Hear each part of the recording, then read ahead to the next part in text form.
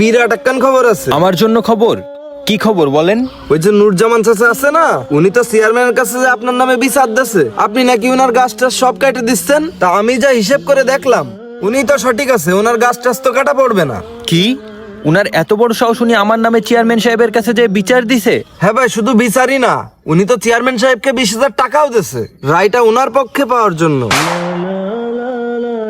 এখন আপনি যদি রায়টা আপনার পক্ষে চান, তাহলে নূরজামান যে 20,000 টাকা দিচ্ছে, তার থেকে আপনি যদি একটু বেশি কিছু টাকা দিতেন চেয়ারম্যান সাহেবকে চা নাস্তা করার জন্য, তাহলে দেখা যাচ্ছে চেয়ারম্যানের সাথে আমি কথাবার্তা বলে রায়টা আপনার পক্ষে এনে দিবানে। উনি 20,000 টাকা দিছে, তাই না? আমি 30,000 টাকা দেবো, তবুও রায়টা আমার পক্ষে চাই। ভাই 30,000 টাকা চেয়ারম্যান তো এখন মানবেন না। উনার সাথে যেহেতু অনেক ছেলেবেলে থাকে, ওদের একটু চা নাস্তার বিল দিতে হয় না? তা আপনি আর কিছু বাড়াই দিয়েন, সমস্যা নেই, আমি ওটা দেখে দিবানে। আচ্ছা ঠিক আছে। ওকে ভাই, থাকেন। এত বড় সাহস! আমাকে অপমান করার জন্য উনি চেয়ারম্যানকে টাকা দেই, বিষয়টা আমি দেখতেছি। চাচা, ওই রমেশ সাহেব চেয়ারম্যানের কাছে 30,000 টাকা অফার করেছে। এখন তুমি যদি তার থেকে বেশি কিছু না দাও, তাহলে কিন্তু বিচারের রায় ওর পক্ষেই চলে যাবে না। না না বাবু, তুমি মিথ্যে কথা বলছো। চেয়ারম্যান অনেক ভালো মানুষ, সে এরকম কাজ করতেই পারে না। সে তো বলেছে রায় তো আমার পক্ষেই দেবে, তাই তুমি কোনো ফালতু কথা বলে না। আরে চাচা, চেয়ারম্যান ভালো লোক, তুমি জানো আমি জানি, এটা এলাকাবাসী সবাই জানে। তোমার ভালোর জন্যই আমি কথাটা কলাম। এখন তুমি যদি তোমার ভালো না বোঝো, যা পারো তাই করো। আরে যাও। বুঝলাম না, ওই সামনে এক হয়ে গেল কেন?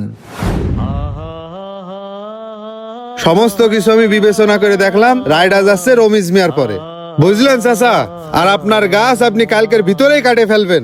আর যদি আপনি না কাটেন, তাহলে কিন্তু আমার লোকজন এসে আপনার গাছ একবারে কাটে ফেলবে, এমনকি একটা পাতাও পাবেন না আপনি।